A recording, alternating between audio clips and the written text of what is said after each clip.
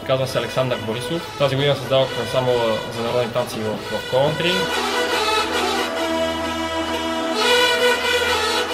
Танците ме правят щастлив, различен.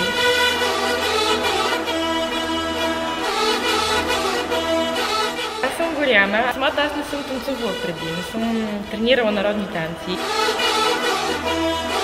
Народните танци са част от културата на един българин и няма как да не го чувстваш, няма как това да не остане част вътре от теб самия. Името ми е Райна Богова.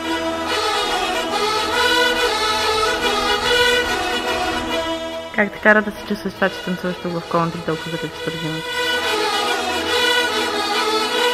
Изумително. Горд и най-вече точно това българин. Чувствам се пълноценен българин и по-близо до България.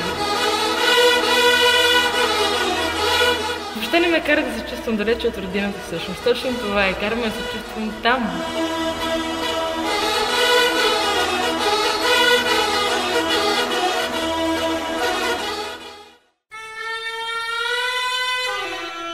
Ако някой да попита с какво точно е специално нашата култура, с какво по-различно, какво би отговорила?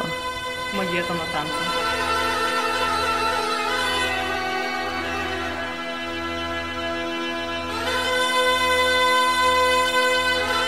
Танците сами по себе си са една много специална част от българското, от националността ни.